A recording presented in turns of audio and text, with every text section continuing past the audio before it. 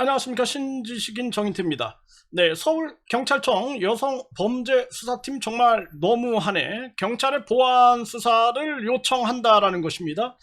네, 이 사건에 제가 참고인으로 갔어요. 참고인으로 가서 제가 진술을 했습니다. 네, 그런데 갑자기 수사관이 전화가 온 거예요. 네, 전화가 와가지고 제 사무실에 방문을 한다라는 겁니다. 네, 그래서 제가 뭐 수사관이 제 사무실에 방문한다라는 게 아주 나는 한번 처음 겪는 일이라서 네, 그 좋다. 네, 뭐 오셔라. 언제 오실 거냐. 네, 그리고 이제 이유를 물어봤어요. 그랬더니 하는 얘기가 제가 진술을 했어요. 진술하고 이제 그 지장까지 다 찍었거든요. 지장까지 다 찍었는데 그거를 분쇄시켜 버렸다는 거예요. 네, 분쇄를 시켰다. 실수였다라는 거예요. 그러니까 다시 이제 제 지장을 받아야 된다라는 거예요.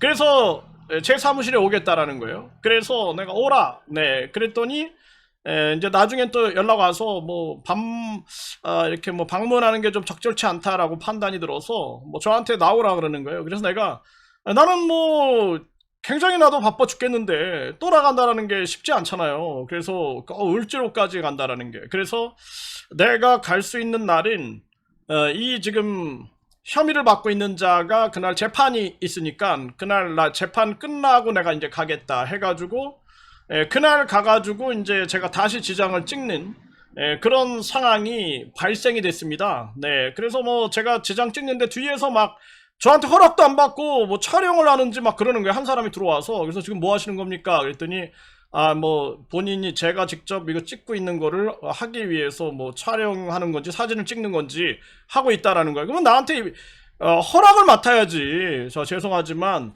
선생님이 직접 찍는 건지를 확인하기 위하여 뒤에서 이렇게 좀 사진 좀 찍거나 영상을 찍겠습니다. 그럼 내가 뭐라 그러겠습니까? 네.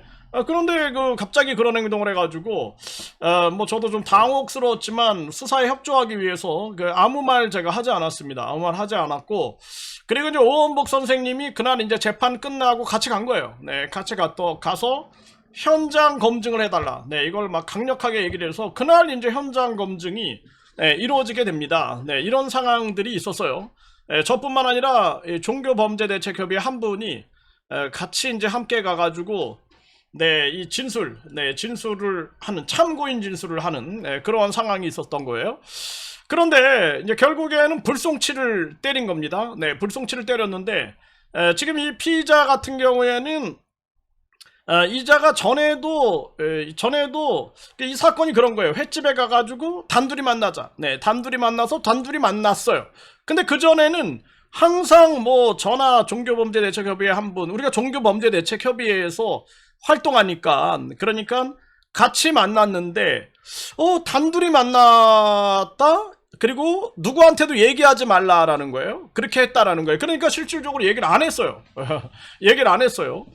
그러니까 저도 좀 그거 부분이 납득이 되지 않는 거죠. 남녀가 단둘이 만난다. 그리고 항상 만나면은 우리가 단체 활동 같이 만나잖아요. 제가 뭐 여성들한테 단둘이 만나자 이런 얘기 난 못할 것 같아요. 네, 그리고 누구한테 말하지 말라, 나는 이거 못할 것 같아요. 네, 그래서 그냥 뭐 단둘이 할 얘기가 있으니까 우리 같이 만나가지고 단둘이 좀 할 얘기가 있으니까 좀 자리 좀 비켜달라 그러면은 그래요? 그럼 단둘이 좀 얘기 좀 나누셔라, 우리는 잠깐 뭐 산책 좀 하고 오겠다, 뭐 이렇게 할 수도 있는 문제 아닙니까 사실상. 네, 그래서 이제 결국에는 단둘이 만나게 됐다라는 거예요. 그러니까 오원복 선생님은 뭔가 중대한 얘기가 있나 보다, 아무한테도 얘기하지 말라 그러니까. 그래서 허경영이하고 싸우고 허경영이를 중강제추행으로 고소한 분이에요, 이분이. 그리고 허경영이가 이분이 3천억을 요구했다 이렇게 막 12번을 유튜브에 올리니까 이분이 이제 허경영이를 허위사실유포 명예훼손으로 고소했는데 경찰이 지금 이거 계속 각하시키고 있는 그런 상황입니다. 정말 기가 막힌 그러한 일이 벌어지고 있는 게 지금 현실이거든요. 그런데 횟집에서 술을 마시더래요. 술을 마시고, 그리고 나서는 횟집에서 나와서 골목으로 들어간다는, 골목으로. 그 종로삼가 이 골목 안에는 이 모텔들이 굉장히 많더라고요. 나도 몰랐는데 그때 가보니까 모텔뿐만 아니라 뭐 그 골목 세 개에 별의별 것들이 다 있더라고. 그 아주 상상을 초월하는 세계가 거기 펼쳐져 있더라고요.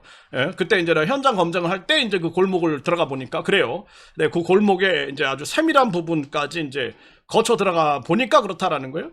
그래서 이제 골목으로 들어가니 가서 이제 오른쪽으로 꺾었다라는 겁니다. 이제 이분 주장입니다. 지금 이제 오원복 선생님은 이렇게 이제 주장을 하고 있는 거예요. 그래서 오른쪽으로 꺾어서 이 들어가다 골목에서 오른쪽으로 꺾었는데 그런데 딱 보니까 뭔가 분위기가 이상하고 그래서 딱 보니까 모텔인 것 같다 그래가지고 나 이런 데 안 가요. 그랬더니 요즘엔 이런 데서도 커피를 판다. 뭐 이런 식으로 얘기를 했다 그래요. 네, 그래서 요거는 이제 오원복 선생님의 진술이고, 그리고 제가 그 남성하고 인터뷰를 한 게 있어요. 인터뷰를 했는데 이 사람은 하는 얘기가 아니다, 자기는 꺾지 않았다, 그냥 쭉 가가지고 커피숍으로 가려고 그랬다. 네, 이렇게 얘기를 하는 거죠. 커피숍으로 가려고 그랬다. 네, 이렇게. 그러니까 이제 양쪽의 의견은 좀 달라. 다른데 이제 명백하게 이 오원복 선생님은 분명히 골목으로 들어가서 오른쪽으로 꺾었다라는 거를 현장에서 진술을 하게 됩니다. 네, 이런 상황인 거예요. 그러니까 뭐 이제 둘만 알겠지. 이제 둘밖에 없으니까 하늘하고 뭐 하늘 땅 둘 딱 요 분들만 알지 않을까, 이제 이런 생각을 하게 되는 거예요. 그러니까 오원복 선생님은 여기서 이제 저 이런 데 안 가요. 그러니까 너무 당혹스러우니까 제가 이제 맥주 한잔 사드릴게요. 이렇게 해가지고 맥주집으로 갔다라는 거예요. 그러니까 맥주집으로 갔는데 맥주집에서 옆에 앉혔다라는 거예요. 옆에. 그래서 내가 이걸 물어봤어요. 왜 옆에 앉혔냐? 그랬더니 창밖을 내다보라고 옆에 앉혔다. 이렇게 얘기를 하더라고요. 네, 요거 부인 안 하더라고. 그러니까 왜 단둘이 만났냐? 그러니까 그것도 부인 안 하더라고요. 그동안 무슨 일을 도와주는 게 있는데 뭐 그 일이 끝나면은 뭐 자기가 무슨 벤츠를 사달라고 하기 위해서 둘이 만났다? 이렇게 얘기를 하더라고요. 근데 나는 납득이 되지 않는 거예요, 그게. 왜 단둘이 만났을까? 네, 저도 납득이 되지 않았어요, 그 부분. 그래서 결국에는 이 부분에 대해서 요게 이제 스토리입니다. 요게 스토리예요. 스토리고, 그래서 여기에 보게 되면은 이렇게 이제 씁니다. 네, 여기에 대해서 간음 유인, 네, 그리고 강간 미수, 네, 그리고 장애인복지법 위반, 이제 불송치를 했다. 네, 이렇게 수사 결과 통지서를 발송을 합니다. 네, 수사 결과 통지서를 발송을 해요. 네, 그러면서 이제 이 경찰에서 작성한 걸 보면은 2024년 3월 11일 14시경에 피해자에게 오늘은 단둘이 있고 싶다. 너무 외롭다라고 말하고 골목길로 이동하던 중에 서울 종로구에 있는 호텔, 한 호텔 앞에서 피해자를 속여 간음하기로 마음먹고 시각장애가 있는 피해자에게 자신을 따라 호텔 1층 주차장 입구까지 들어오자 요즘은 이런 데서 커피를 판다라고 말하면 이제 간음을 유인했다. 이렇게 이제 피사실 요지입니다. 그러니까 이제 이 지금 피의자 그러니까 피해자 피해자의 피사실 요지예요. 요게. 네, 그래서 그 다음에 이제 피의자는 피해자에게 시각장애가 있는 것을 알고 피해자가 자신을 따라 호텔 안으로 들어오게끔 유인하여 강간하려고 하였으나 이를 알아챈 피해자가 저 이런 데 안 가요 라고 말하며 뒤돌아 나오는 등 거부하여 성폭력 범죄의 처벌에 관한 특례법 위반, 미수다, 이렇게 이제 주장을 했다라는 거예요. 그 피의자는 이제 혐의를 받고 있는 자죠. 피해자를 강간하기 위해 호텔 안으로 들어오게끔 유인하였으나 피해자가 거부하여 미수에 그침으로써 시각장애가 있는 피해자에게 성희롱, 성폭력 등의 행위를 하여 장애인복지법 위반이다. 이렇게 이제 주장이 된 겁니다. 그런데 이제 불송치를 합니다. 불송치를 했는데 이 불송치를 보면은 피의자, 피해자, 참고인들의 진술, 수사 대상 검색 결과 및 수사 서식, 공람 자료, 현장 수사 결과 등을 볼 때 사건 당일 피의자가 피해자를 만난 사실, 이거 이제 혐의자라고 그럴게요. 혐의자가 피해자를 만난 사실, 이동하는 과정에 피해자가 발생지로 특정하는 모텔 앞을 지나간 사실은 인정된다. 모텔 앞에 이제 지나간 사실은 인정된다라는 거예요. 그 골목으로 저도 현장에 가봤으니까요. 이렇게 얘기를 하고 있는 겁니다. 또한 피해자의 장애인 증명서, 네, 장애 정도 결정서 자료들과 관련 진술로 모아 피해자에게 시각장애가 있는 사실, 그리고 이제 혐의자가 네, 피해자에게 장애가 있는 것을 알고 있는 사실은 인정한다. 이게 장애가 있는 사실을 인정한다라는 거예요. 그리고 이제 피해자가 사건 당시 그러니까 혐의자 단둘이 여러 번 만남을 요청하고 모텔에 가자고 말한 것이 장애인 강간 미수라고 생각한다며 네, 강력한 처벌을 원한다라는 진술이고, 그리고 혐의자의 행위에 대해 형법 네, 288조 추행 및 목적, 약취 유인, 장애인복지법 위반 사항에 대해서도 수사 요청을 하였다라는 거예요. 네, 수사 요청을 한 부분. 네, 그런데 여기 모텔에 가자고 말한 것이 모텔에 가자고 말했다고는 안 합니다. 네, 제가 양쪽 다 인터뷰를 해봤는데 모텔에 가자고 한 얘기, 모텔에 가자라는 얘기를 이 남자가 입에서 한다는 게 쉬운 게 아니에요. 그냥 오원복 선생님은 모텔에 가자라고 얘기한 게 아니라 그냥 앞에서 가니까 따라간 거지, 따라간 거. 따라간 거니까 따라간 그러한 상황이었지. 요거 왜 이게 튀어나왔는지 모르겠어요. 모텔에 가자고 말한 것? 모텔에 가자라고 말했다라는 건 난 들어본 적이 없어요. 네, 요거는 이제 오원 목사님한테 한번 문의를 해봐야 될 문제고. 그래서 본 건은 피해자가 진술하는 혐의자의 행위가 간음유인, 강간미수, 장애인복지법 학대에 해당하는지 여부, 피해자 장애 정도가 성폭력 범죄에 판단하는 신체장애자에 해당하는 여부가 쟁점이다. 이렇게 얘기를 한 거예요. 그러면서 이제 신체장애에 해당하지 않는다. 네, 이런 식으로 얘기를 했어요. 그래서 여기 보게 되면은 장애 정도가 성폭력 범죄에서 판단하는 신체장애 이를 정도의 것이라고 보기 어렵다. 이렇게 이 경찰은 얘기를 합니다. 근데 요걸 내가 이제 말이 안 된다 해가지고 내가 반박을 했죠. 네, 반박을 해서 그 전 영상에 올렸습니다. 그 전 영상을 꼭 참조를 해주시길 바랍니다. 네, 그래서 요게 이제 쟁점이다. 쟁점. 이렇게 쟁점이다라고 얘기를 하면서 그러면 이제 장애인에 해당하느냐 안 해당하느냐도 나는 100% 해당한다라고 저는 말씀을 드렸어요. 왜냐하면 장애인 증명서가 있는데 어떻게 장애인이 아니라고 말할 수 있냐고. 네, 여기 장애인 증명서가 있죠. 그리고 이들이 법적으로 얘기하는 게 장애인복지법입니다. 그래서 모든 법은 그 기본법이라는 게 있어요.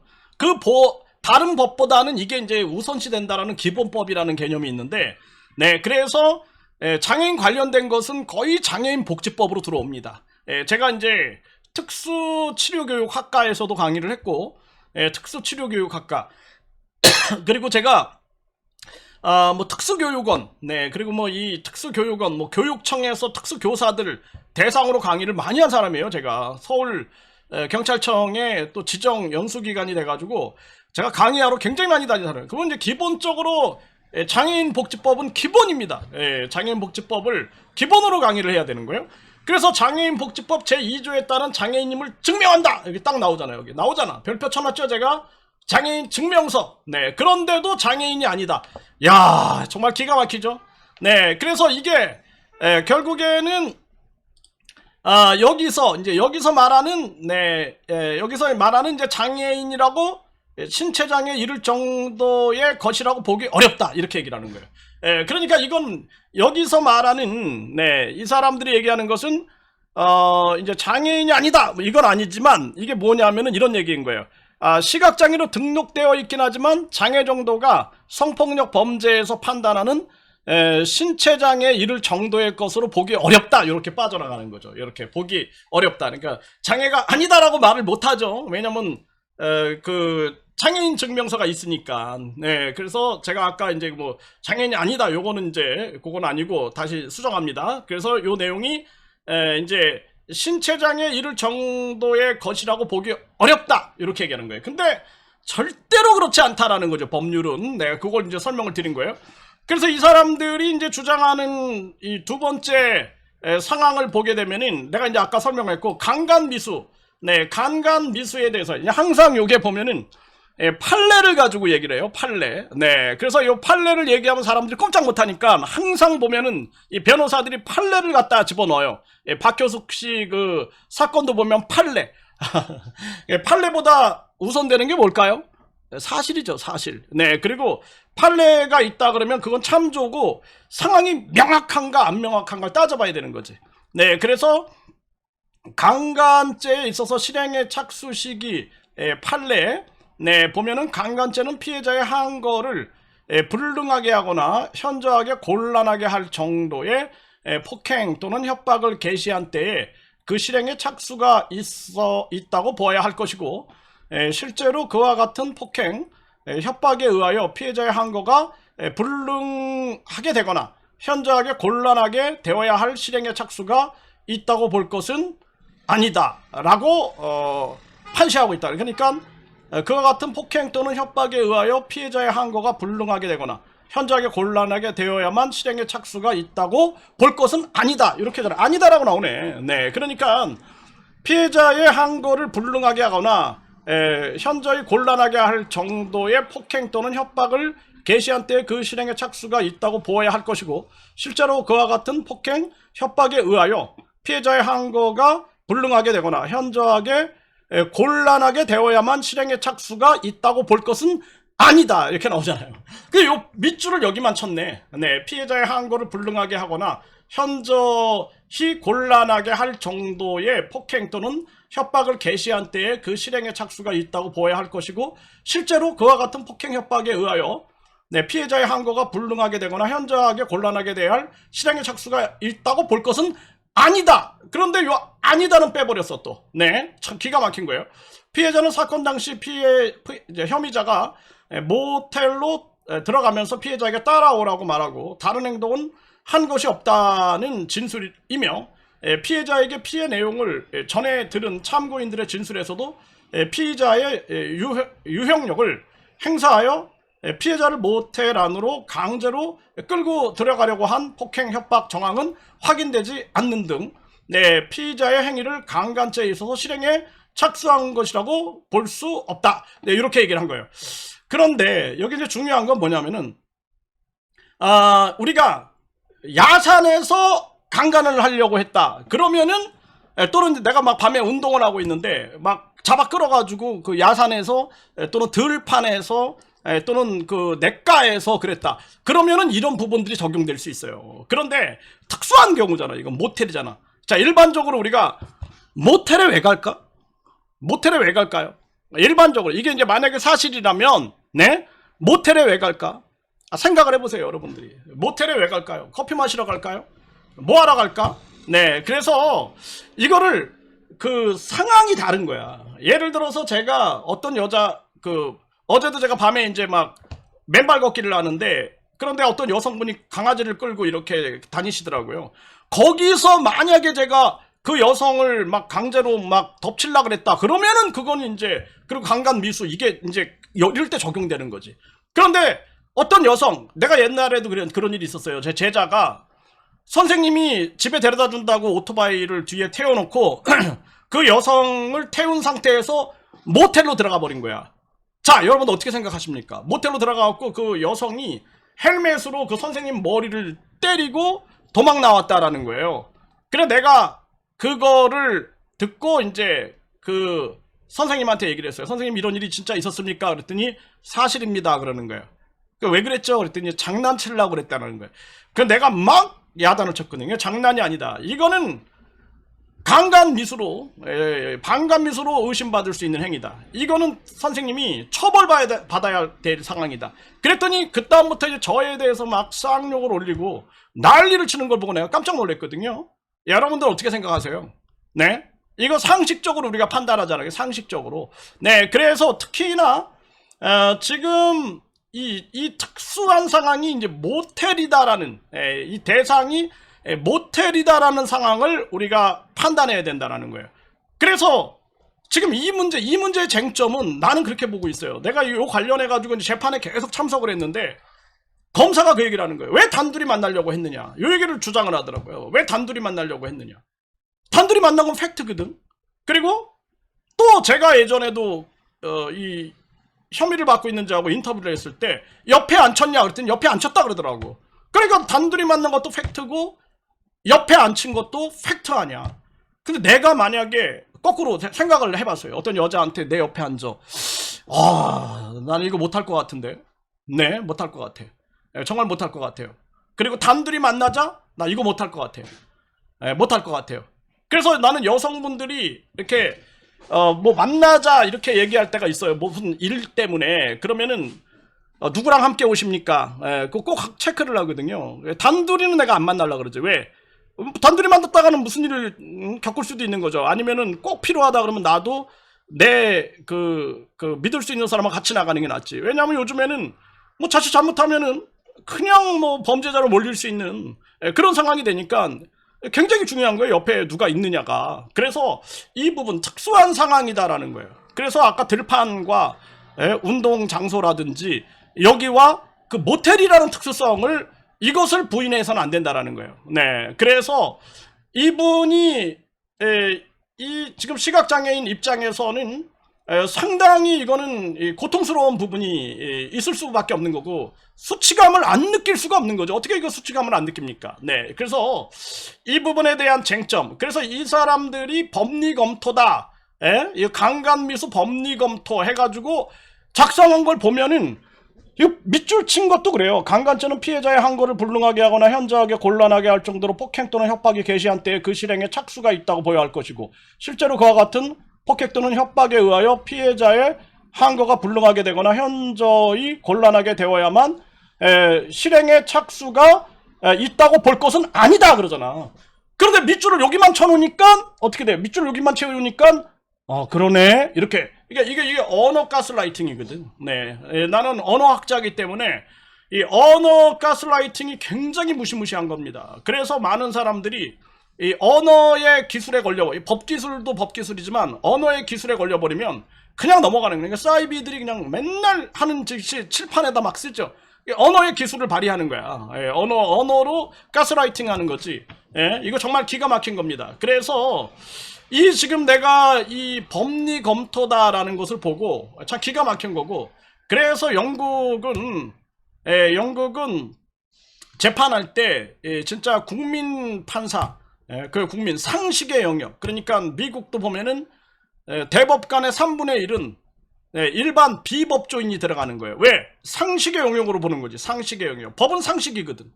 상식을 뛰어넘는 법은 없거든. 네, 그런 법은 악법이지. 고쳐버려야 되는 거지. 네? 그래서 지금 법리다 그러니까 사람들이 뭐 대단한 것처럼 얘기하잖아. 법리는 상식이야. 상식. 그러면 여기다가 모텔 관련된 걸 갖다 붙여야지. 이게 뭐 하는 거냐고, 이게. 그 시각장애니까 이분 이거 읽지도 못해. 그러니까 이거 사진도 못 찍어. 이거 사진 보세요, 이거. 삐뚤삐뚤하게 찍었잖아, 이거. 이걸 찍어가지고, 이거를 보내주는 거예요. 이거 좀 읽어달라고. 그러면은 나는 막 가슴이 아파요. 왜냐하면은 이게 너무 참혹합니다. 하늘이시오. 시각장애인에게 옆에서 누가 도와줘야지. 가족들도 막 도와주고 막 도와줘야지. 어떻게 살라고? 살 수 없잖아요. 그러니까 내가 오늘 언론 방송에다가 다 제보했어요. 제발 한 시각장애인을 살려주세요. 제발 한 시각장애인을 살려주세요 해가지고 언론 방송에 연락해가지고 내가 막 계속 얘기를 했어요. 제발 한 시각장애인을 죽이지 말아달라고. 왜 우리 사회가 이렇게 사회적 약자들은 내팽개쳐두는지 정말 기가 막힌 겁니다. 네, 이거 반드시 이 법 왜곡에 책임을 묻지 않을 수 없다. 저는 그렇게 생각을 하게 됩니다.